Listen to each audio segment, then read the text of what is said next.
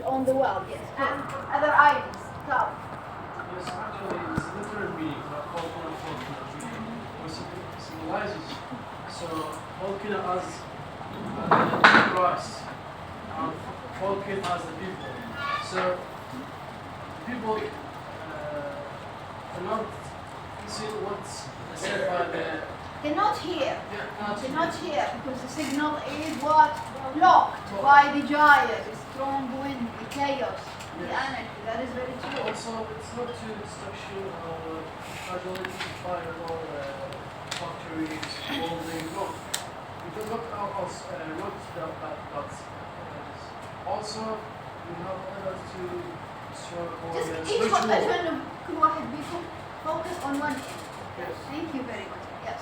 This is the image of the chaos and falking and falking. Right. Yes. What is your name? Loudly. God then child is and everywhere the same is around.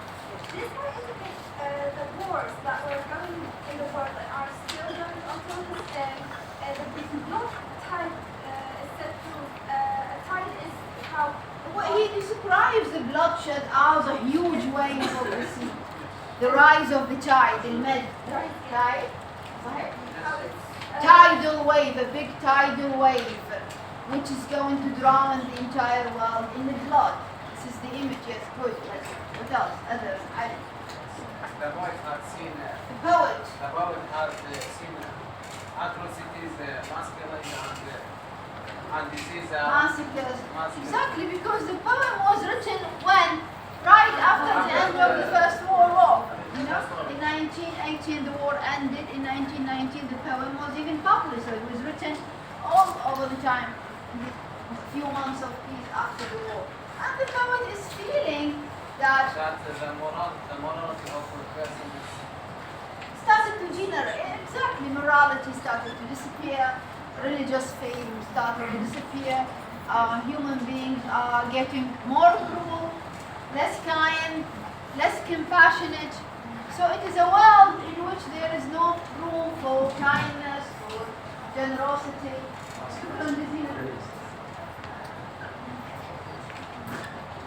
It is a world torn apart by hatred, by cruelty, by atrocities, just like Ali mentioned. The atrocities of the war. Okay, what else? Other items? Yes, what is your name? Yalla. We also talked about describe the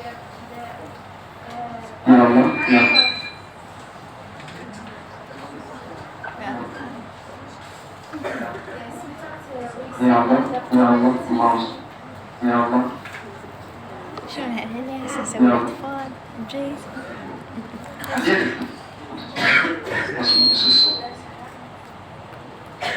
يلا يلا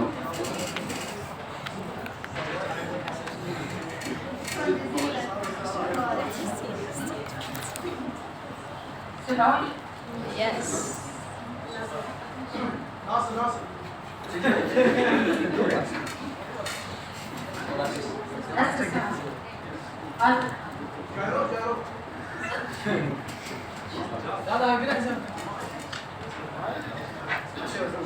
Can you hear me? Yes.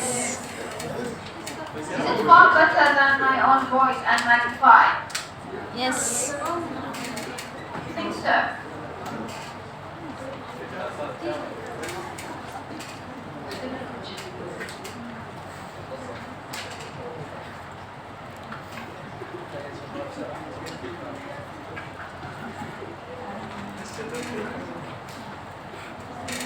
Thank you very much. Now you can hear.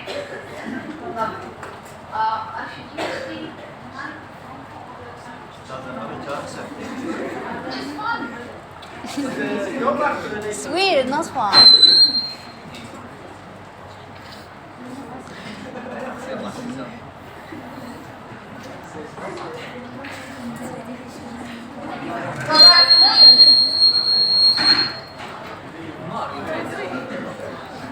Yes, one of your Yes, I was saying that the poet and the poet is a pacifist and he's not a warmonger, just like you said. And we talked about the prophecies because the second end of the world, and the apocalypse are all mentioned in the Bible, and also the poet also mentioned in this verse that the good people just let the evil people just take over the world because they are not passionate enough to do something about it. What did you say, Ruby? Very nice, really. This is the way the poem ended, in two lines in which the poet is criticizing very severely the good people. You and me, we all think of us as good people. So what happens is that the good people are standing on the terrace, sitting on the terrace, neutral. We don't try to get involved because we don't want to get hurt. So these two lines show the poet's criticism of the good people. But at the same time, it tells us about why the wicked and evil is able to be this victorious.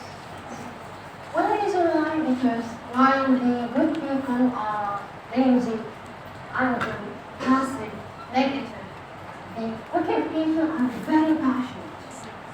They are ready to lay their lives in order to get where they want to get. So these two lines are slightly defeatist.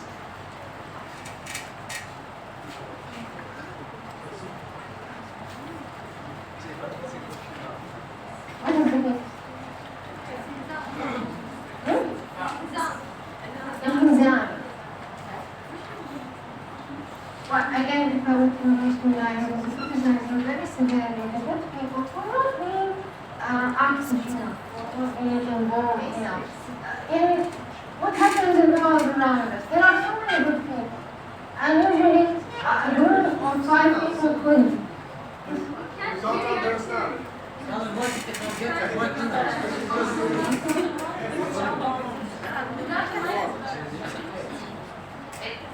Now, قربي بعد أكثر سيس قربي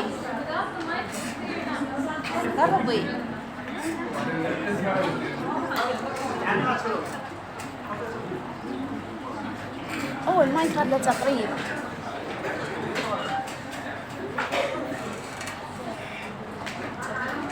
يا جماعة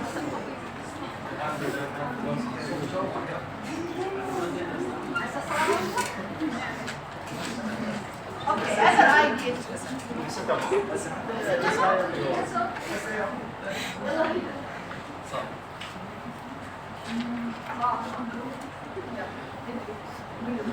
Other ideas. لا اللي ما تشوف غير علا غير بتاون غير ايش بتجوني؟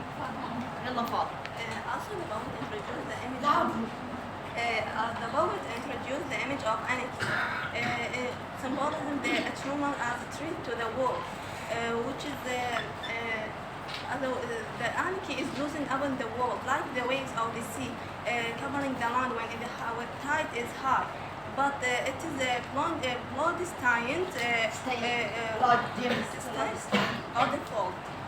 And in the middle of this anarchy, the innocent is losing.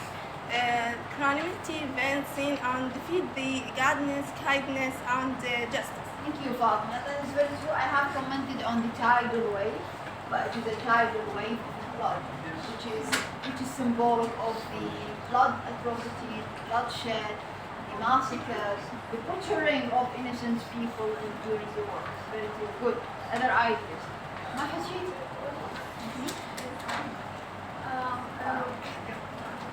We discussed that the idea of all religions have the same idea of being persecuted by a hero.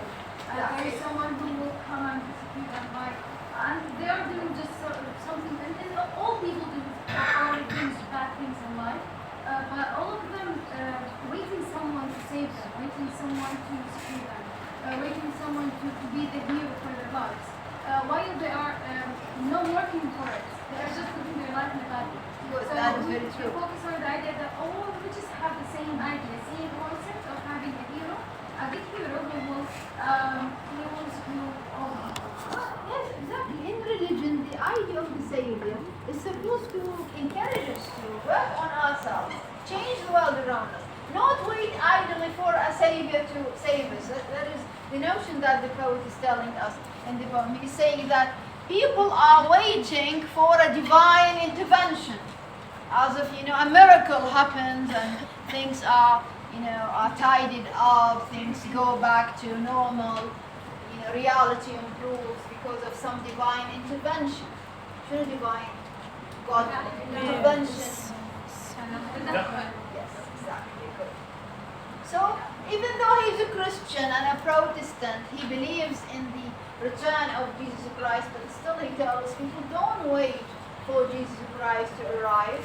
Try to change your reality. Maybe we will wait for, your life is not long enough to wait for the Christ to appear. You might die before the return of Jesus Christ, before the appearance of the Savior. So while you're alive, try to change your reality, something like that. Good. Other ideas? No other ideas? Now let's come to our next verse. We have finished with the first verse.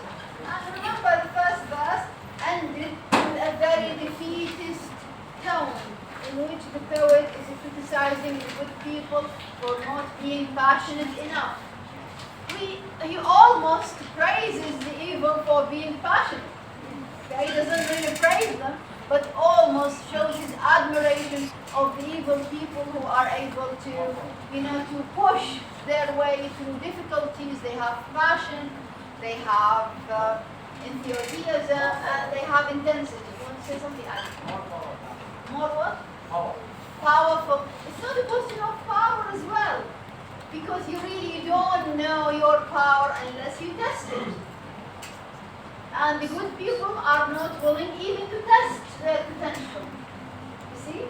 Because they don't do anything. They are standing, sitting on the fence, sitting on the fence, watching, not wanting to get involved, either because they have a lot, they don't want to lose. Because if you have achieved something in your life, it's not easy for you to give up everything, or because they don't have the passion for it, they don't have the intensity. Exactly, everybody will say, let Kalam do it, or let Abir do it, or whoever. Okay? Exactly, that is very true. Yeah. Or let Shuruq answer Dr. Jinan's question. Let Fedek or Farah answer her question. Instead of trying yourself to open your mind to understand stuff like that. Now, who can read the... Could I read? Yes, loud. Yes. Shahid Jawad Abdulwahid. Surely, some revelation is at hand. Surely, the second coming is at hand. Let's stop at these two lines, which are repetitive. The structure is the same. Subject, copula, verb, is copula. Right? And at hand, the adverbial prepositional phrase, at hand, this is an idiom. Okay? In these two lines, the poet is trying to give voice to some people who think, don't give up. Surely there is a vision, there is a solution, there is, as if you can just extend your hand, and grab the solution of the problem. So again, he is criticizing these people. Of course, we expect these people to be among the good people. What do their argument rests on the notion, you don't need to do anything because God will give us the miraculous solution. The revelation is at hand, and the second coming is at hand. So many people call for passivity. Shouldn't passivity? Not doing anything. Okay? Why is that? Because they said, let's trust in God. God will give us the solution. Yes. Okay? They don't try to do anything themselves. They don't try to work on a solution, but they trust that, let God help us. Let's pray, for instance. Let's go on praying. You have the chance to change what you live now, but just try and look. Exactly. Change does not happen unless you try to change yourself, and this is very clear in the Quran. لا يغير الله. Good. So you see the point. This is his point. So he is criticizing some side, some part of the good people who call passivity, saying, well, God will give us a solution. God will, see, it is at hand, very clear, very near to us. Okay? The solution is here, just to try and do it. They don't want even to do it. They only say that let us, while we are sitting comfortable on our chair, with someone who armchair soldiers. Who? Especially nowadays in the media, because so many people write lots of messages and comments, okay, and on social media, and they paint themselves as warriors and heroes, but in fact they do nothing except sitting in their chairs writing, commenting. Someone who armchair people. Armchair, you see? From armchair, you see? So many people are doing that, or part of the good people are those passive people who do not want to do anything because they do not want to lose anything. They don't want to sacrifice anything. So again, the poet here is criticizing. Okay, continue reading. The second coming. Hardly are those words out, when a vast image out, vast image out, of a spirituous Monday, troubles my sight, somewhere in sands of the desert. Stop right here. You see, while the poet is reporting, telling us that some people say, well, revelation is at hand, revelation, vision, solution, a miracle is at hand. The second coming is at hand. There are other people who sneer, who make fun of the idea. What are you saying? The second coming, bar exclamation mark. Satire. This is very strong satire. So what are you saying? The second coming? Are you in your right minds? Are you in your best minds? Are you saying you must be mad to think like this? So the poet is giving us so many opinions. Why is that? Because there are so many opinions. There are what we call so many voices in the poet. So there is the voice of the evil, the voice of the good, the voice of the defeatist, the voice of those who do not believe in the second coming. The second coming, are you in your right mind? But this sound is the internal sound of our mind when Exactly, and we sometimes, because they when go or so, they do it or not. exactly At the when same we time. go through difficult times, we have doubts creeping into our heads. Right? We start to doubt things. Why God made me face this difficulty? Why God? I studied very hard, but I did not pass the exam. Why God didn't help me? We say that all the time. So doubt, when the creep crawl into our heads, telling us maybe God is not helping us and stuff like that. So the same with these people. These people are completely doubtful. They don't think that the second coming is any time soon happening. They are isolated. They are isolated.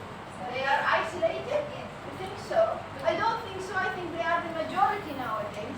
So many people say, no, don't rely on the notion of the second coming. Let's go and do things our way, something like that. Okay? He says, hardly these words are out. Hardly the word the second coming are out of the mouth of the speaker, and suddenly a very vast, huge image out of Spiritus Mundi. Spiritus Mundi, in fact, remember when we talked about W.B. Yeats, we said that he is one of those poets interested in mysticism. Yes. The Quran? Yes. And we said that he was interested in the occult, which has to do with things supernatural, things metaphysical beyond our comprehension. The Spiritus Mundi, I can't of course go on explaining the Spiritus Mundi because it is a very complicated philosophical concept. But very briefly, Spiritus Mundi, Spiritus means spiritual. Mundi, world. So it is the world of the spirit before the creation of humanity. A picture of it would be something like that. Of course, this is not a notion in Christianity. It is is not a notion in any of the Abrahamic faith. It is a notion in the occult. If somebody is interested in the occult, is interested in mysticism, they end up thinking of the Spiritus Mundi. Of course, Spiritus Mundi is Latin. In the translation, the simplest translation of the Spiritus Mundi is the primitive world, the world before civilization, the world before religions. Okay? Maybe even the world before the creation of humanity. Would you say something?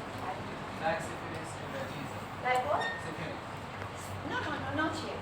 Sphinx. Syphilis. Jesus. Not yet. بعد الموسم. This is the Spiritus Mundi. Okay. وموجودة كلمة Mundi in the French language. Mundi شنو معناها دلوقتي؟ يعني اسم روزاموند. يعني the rose of the world. Mondial. The World Cup.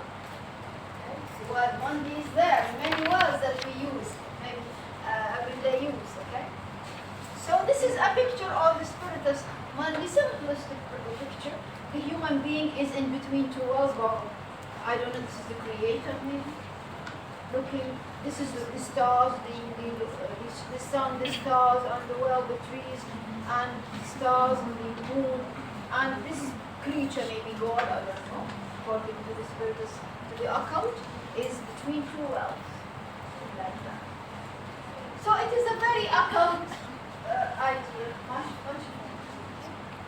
It is a very occult idea, very mystical idea. It is not a Christian, it is not Judaic, it is not Islamic, it is only a notion in the occult, in mysticism. Okay. So he is telling us how these work out, and the Spiritus Mundi is summoned up, and an image which he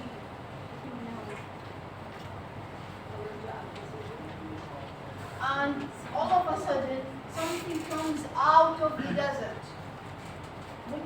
What kind of a vast image? It is a very troubling image. It's not a very nice sight.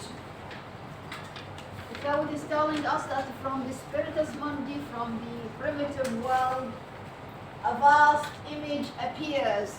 That vast image is troubling to the eyes. It is not a beautiful sight. It is an ugly sight. And it is coming out of the desert. Why is the desert, do you think? Because it's empty, white. And so the ocean is empty. And why is the desert empty? Because as a Yes, lifeless. it is lifeless. The desert is lifeless, Lahir. I don't think the desert is lifeless, is it? No. Not entirely lifeless. But other ideas. Because what? Because he's a human coming from some place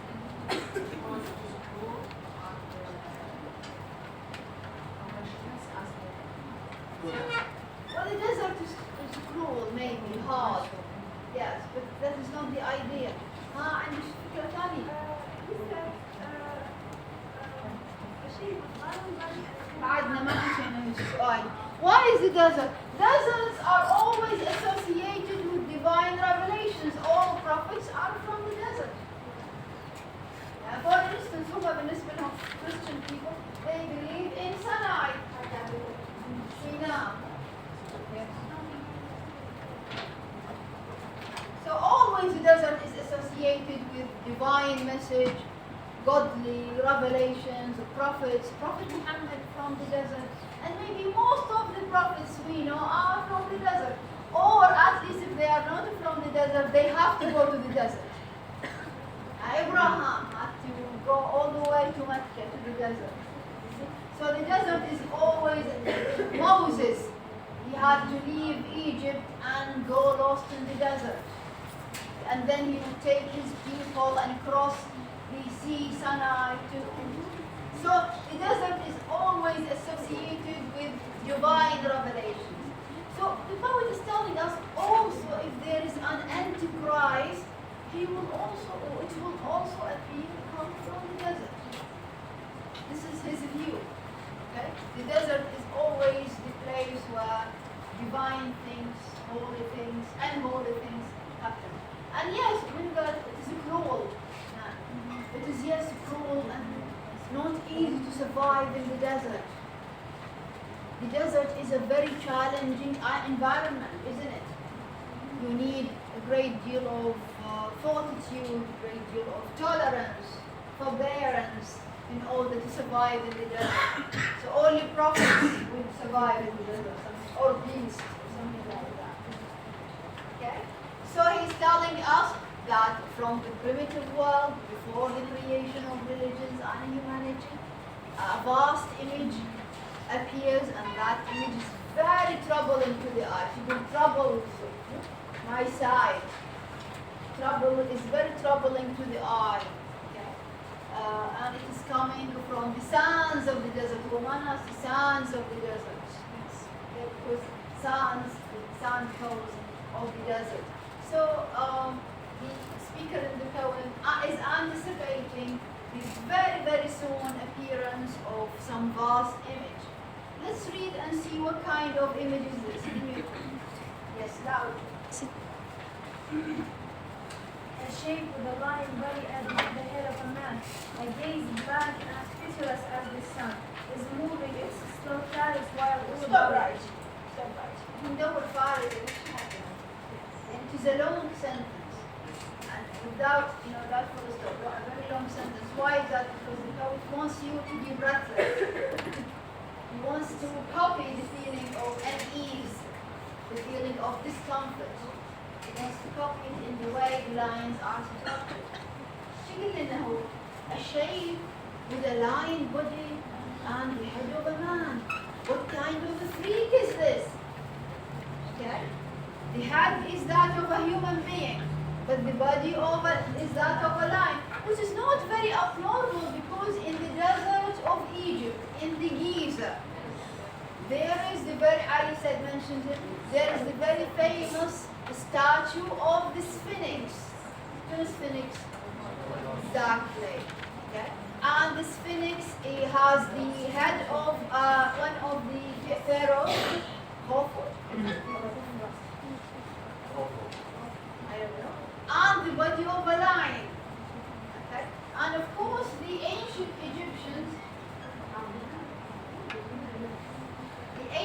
Egyptians did not accidentally, sculpted a statue in which the body belongs to a lion and the head belongs to a human being. It's not accidental, pardon.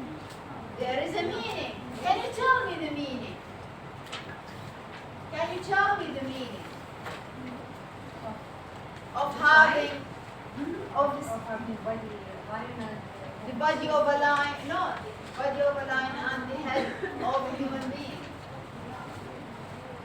Let's see, if you have any idea, please raise your hand and tell me, Ali. It is pitiless and has no sympathy. Oh, this is not the reason why the Egyptian carved such a piece of art. Yes, what is your name? Yalla Karim. We need to grab the poem. I know, But, you did. Yes, but still. I know the history. So the Egyptians, all the Egyptians, the other name I forget, but Yes. they used the pyramids and other structure to show their kindness, greatness As a sign of their greatness. of their leaders. Greatness of the pharaohs. Pharaoh of the pharaohs. Do you agree with Kira? Is it? And why is the Sean? Okay, Sahih, that is very true. But why is the head of a human being the body of a lion? Again, to show their greatness. This is very true. You want to say something? Humankind held Humankind? of that monster. Yes. Oh, yes, exactly. The birth of that monster is helped by the human beings. But what else? Yes, you want to say something? Yes. ما راح تلقون هنا. No. Because it's refers to the holistic things as the body is of lion because lion is the king of first. So he is great and he is here. And the face is or the head for the human refers to he can connect with other people. Then You're not entirely wrong, not entirely wrong, but you need to polish your ideas. yes, I don't have specific word. I don't Because you have the idea, but you don't have the words to express it. Yes. Vidya.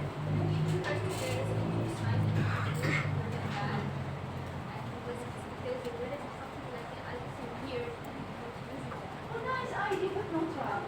It is still a nice idea. يلا صراحة بعدين أرجع لك. We know that God created the human mind in a really great way, and it is the smartest mind ever, which is a human's mind. So he put the smartest Intelligence. intelligence mind of a human with the strongest body of animals. That is true. So he just combined them together to create the greatest creature ever. Exactly. So which is How did not this image, I mean, this is combine the body of a lion with the human life? This is not true. But the idea is that the Egyptians thought that they wanted their pharaoh to appear magnificent and great. So in intelligence, he is the most intelligent human being. That's why he had the head of, and in strength, in bodily strength, physical strength, he is like a lion. This is the But the this is true about the Sphinx. And so we are talking about the Sphinx, not about the monster in the poem. The Sphinx is supposed to be the god of the pyramids, the god of the graveyard, to prevent intruders from, digging out the treasures. They will fail as a mission. Yes, exactly. It was a standing guard at the gates of Thebes, the city, the capital city of the Egyptian kingdom. So nowadays they call it Aswan or Luxor or something like that. Okay? And he's supposed to be protecting the graveyard because the pyramids are the graveyard where their kings and pharaohs and queens were buried. Okay? And just pay attention to what I say. So this is true about the Sphinx, but it is not as true about the monster. This monster is a freak. Okay? It is not an ordinary creature. It is a very extraordinary creature. And the poet is using the body of the lion and the mind of the human being to show us how dangerous is this creature because it has the physical power, the armies, the weapons, see? The bombs, the nuclear bomb, whatsoever. But at the same time, he's got the minds of a human being, the most intelligent human being. Yes. So it is a very dangerous creature. Human beings, ordinary human beings, can't defeat this creature. Why is that? Because in intelligence, it is equal to the best of them, if not even smarter. And in physical power, it is stronger than equal power. You see? So this is why the poet is creating to us this creature, which is half human being, half an animal.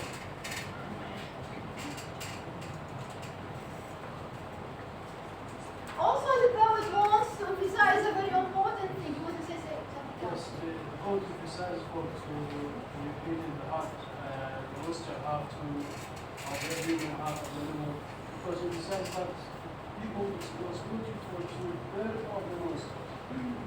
Because people to make all the atrocities, to destroy, to show, not show for life. Exactly. We're going to discuss this later, but let's focus and take it one step at a time. Don't jump.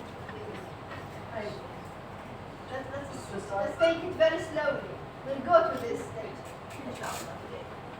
Yeah. So this creature is very dangerous. It is the creation of some very intelligent minds, and it has the physical power of an animal. It is a combination of the human and the animal. So the human being has the intelligence, has the language, can persuade, but at the same time, when it comes to cruelty, it is as cruel as an animal. So its cruelty is beyond any boundaries. Okay? Its cruelty is beyond imagination, and it cannot be persuaded, because when it comes to cruelty, it is not human, it is an animal. But to eloquence, language, is telling us these, new ideologies, these new schools of thought are very good when it comes to expressing themselves. So if you like their rhetoric, their language is very convincing, very persuading. Okay? So when it comes to language, they are very good. When it comes to persuasion strategies, they are also very good, but also they are very cruel. Notion? This is how he is combining the two. So an image from the desert appears, yes, with the body of the body of a lion and the head of a man. Right. We can read. Yes, I do.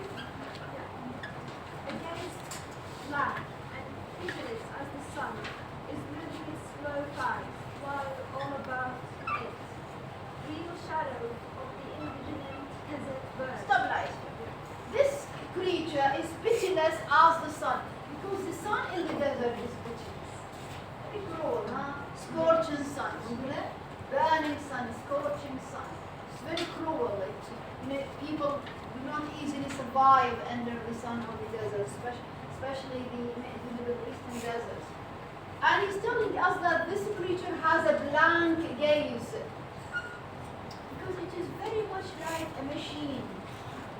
Its eyes do not have any compassion, any kindness, any gentleness. Because sometimes when you want to persuade somebody, you look them in the eye, don't you? And you try to appeal to their kindness. Okay? And this is a very successful way, eye contact. You look at me sometimes, that is very true. I look the student in the eye and appeal to the kindness in that person. But this creature doesn't have any kindness. The gaze is pitiless, empty and pitiless. Okay? And what happens around it, above it, fly the desert birds, indignant, angry desert birds. The birds here symbolize human beings. Us. We are people who are watching what is happening. We see the birth of the monster. We see his growth, or its growth. But we do nothing except feeling angry and watching it very closely. So these birds are flying above the monster while it moves very slowly, because it is made of stone, so it moves very slowly. And when it moves, it shakes the ground, okay, on which it moves. So you can feel the tremor. You can feel the tremor from a distance. Okay? And these birds, human beings, are watching the flying and watching and able to stop it. Even if they try to stop it, they can't stop it, because now it has already woken up. Okay? It was better not to wake it up, but now it has woken up. Why has it woken up? Because humanity committed lots of horrible things. So sins, exactly. People have committed so many sins. Humanity is very sinful. It is drowning in sin and vice. And sin and vice, the horrors of the war, as I said, the gas chambers, the butchering of the innocent, are all the reasons why humanity lost its sense, lost its virtue. It becomes sinful, it becomes vicious. Clear so far?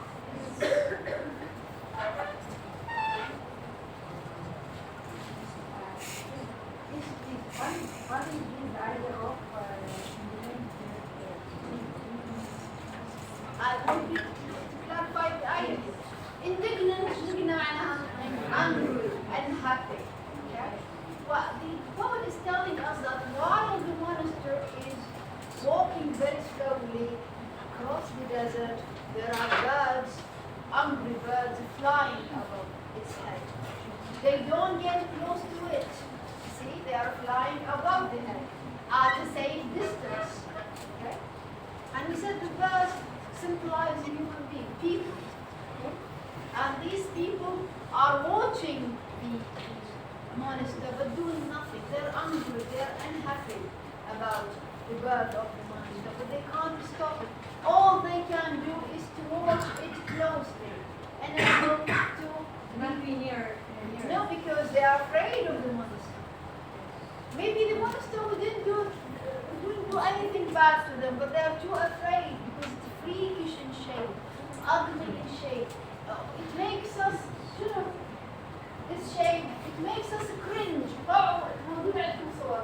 أنا طبعا قلت لكم لا تتابعون هاي المنزلة بس يكون مصورين عندي. Imagine if it is something like this. Can you see it? All of you. So how do you feel if you come face to face with such a creature? Not in your dreams, but in reality. What do you do? Exactly, you run away. Don't try to play charades. If you come near demons, trust me, you should do it. So people are cringing. See, people are still cringing. They are afraid, so they go back. They go more. So these birds are flying above the monster, but not close and to it, and they do nothing. They only watch in anger. They are very angry, but they can't do anything. Exactly, and remember, the poet has already criticized the good people for being passive, for not doing anything. Okay? So the same with the birds. Now they are birds, they are watching. And in fact, if you translate the imagery to reality, if you want to translate imagery to reality, you'll discover an important thing. Nazism method grew in strength while people were watching. Countries were experimenting with biological weapons, nuclear weapons, atomic weapons, and everybody knew they were doing that, and nobody tried to stop them. Up to the point that in the Second World War, the United States bombed Japan with 2 atomic bombs, killing millions of people. So the idea is that exactly what is happening now in Gaza, for instance. Okay? The entire world is watching. We condemn. What is condemning? What is it? You need to condemn, but to do nothing to help the innocent. To help those who are really being hurt by what is happening around. So here the poet is criticizing this notion. But he is telling us these birds are flying. They are not careless. These people are watching the growth of and the movement of the beast. They are very angry. They are not, like at ease. No, they are very unhappy about it. But they also realize that they can't do anything to stop it. Okay? Why is that? Because after it woke up, we cannot do anything. It is better.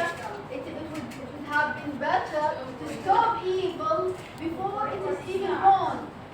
But now, if you give weapons, you can't really tell them don't use the weapons. You see the idea? Something like that. Next line.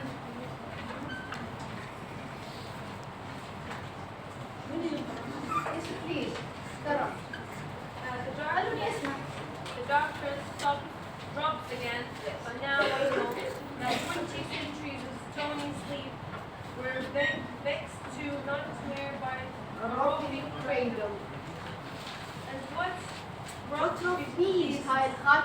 slaughter of beasts, Our cumber round at least.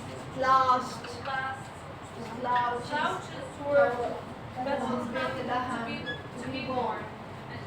Yeah. Remember, he's telling us that humanity is responsible for the awakening out of the beast. Okay? So it tells us one reason why the beast woke up is that darkness drops. That the world is shrouded in darkness, as if darkness is such a fog, like fog, covering the entire world, wrapping the entire world. And he reminds us of something. He tells us that before the birth of Jesus Christ, the humanity was also in darkness. The darkness of ignorance, the darkness of vice, the darkness of sin, whatever darkness you could think of. Okay? But Jesus Christ was born and he brought light to the world. And if you كلكم شايفين the pictures, the images of Jesus Christ, right? Usually there is a halo of light around his head. Why is that? Because Jesus Christ is associated, don't forget, is associated with light. Okay?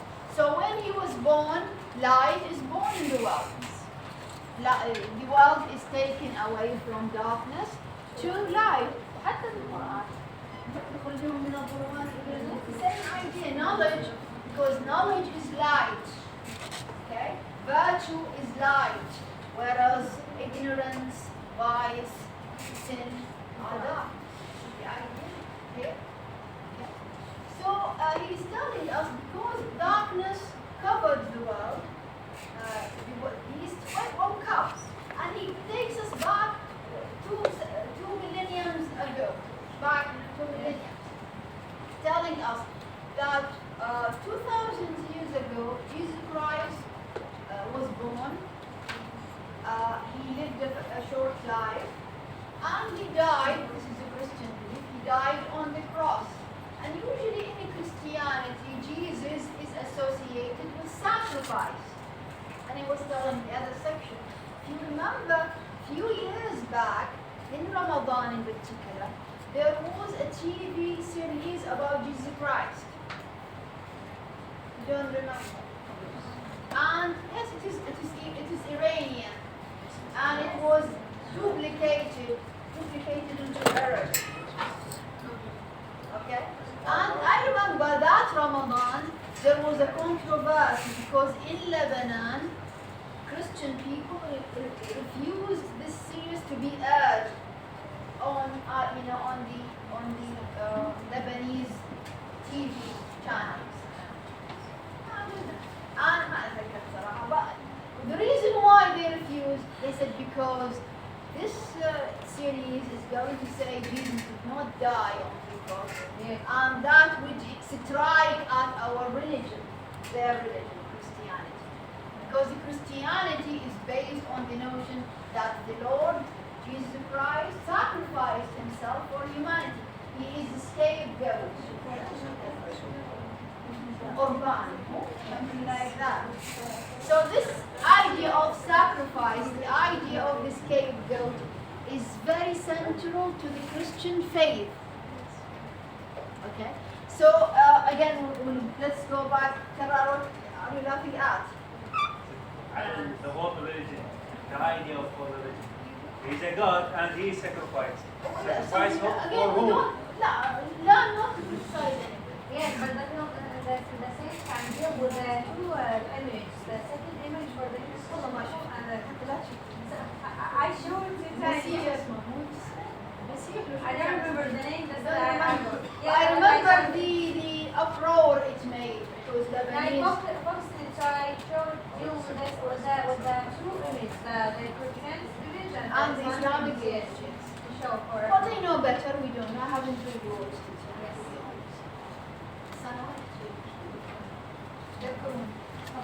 The idea of the scapegoat. Let's go back to the poem. In the poet tells us that after Jesus sacrificed himself for humanity, after he died on the cross, again, this is not the Islamic thought, this is the Christian thought. We are just looking at it. You understand that? This is their idea. After he died on the cross, he gave humanity a reprieve, a chance. So the beast was asleep for 2,000 years. Why is that? Because of the sacrifice of Jesus Christ.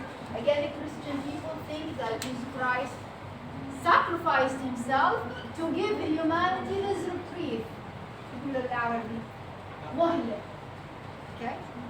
And the reprieve lasted almost 2,000 years. ما أدري عندكم أو عندكم. Few lectures back, I said that so many Christian people thought the year 2000 to be the end of the world.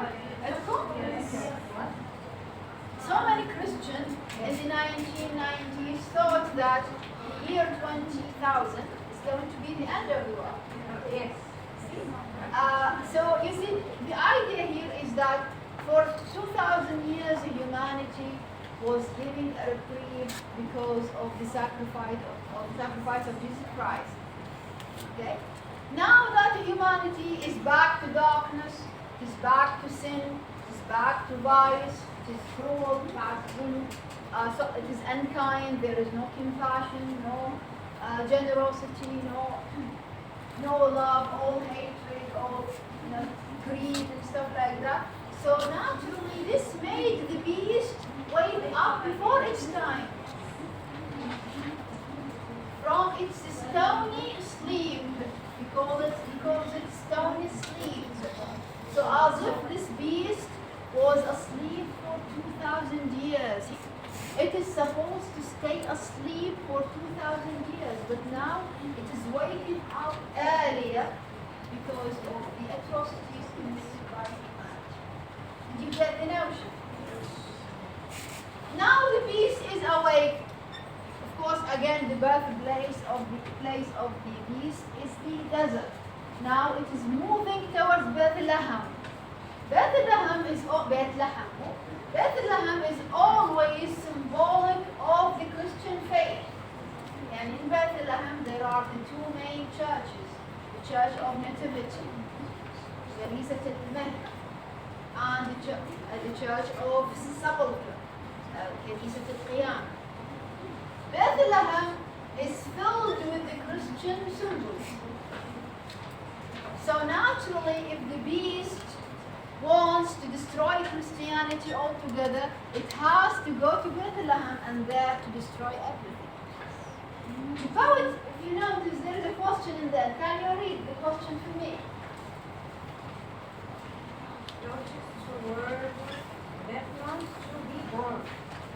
Why is that? Because if it wants to create a new world, a new faith, it has to go to start from Bethlehem.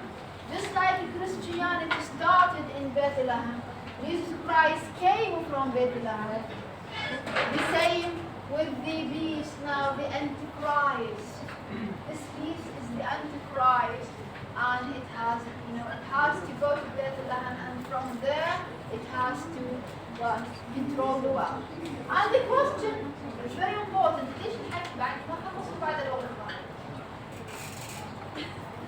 The question is very important because the poet here is telling us, are we going to let that beast arrive in Bethlehem to be born to destroy the world or not? And he asks, and it is a question mark because he doesn't know whether humanity will continue to allow horrible things to happen, or humanity will wake up from its sleep and put an end to horrors, to atrocities, to cruelties, something like that. So the poem is open-ended. The poet does not tell us what is happening. He is only telling us the beast has woken up. Be prepared, get ready for the next, what happens next. Okay? But he doesn't tell us what really happens next, because that is in the future. And if we look at the world, nowadays, all Bethlehem included, and all Christian cities are ruled by whom? By whom? Pope. Are you serious?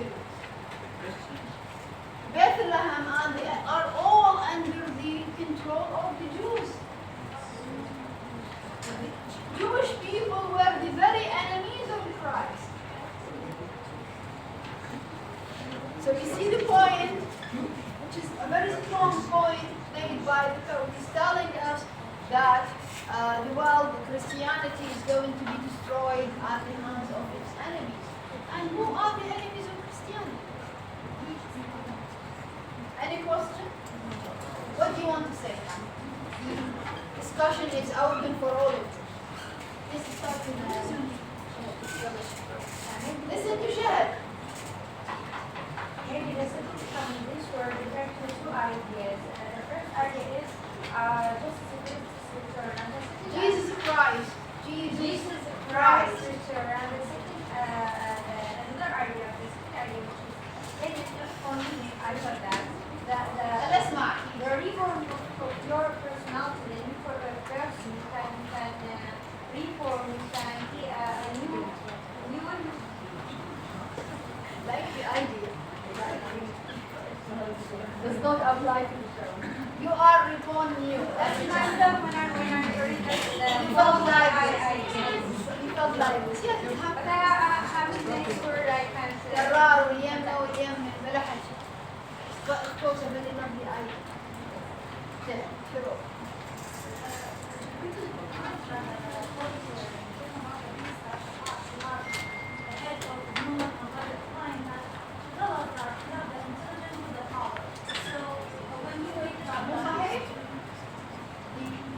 Antichrist, and if you look at the world now, really it is a term of the Antichrist. They have intelligence, they have the power, they are. So you can affect on the mind of others. هذه the church of refugees in Bethlehem. كنيسة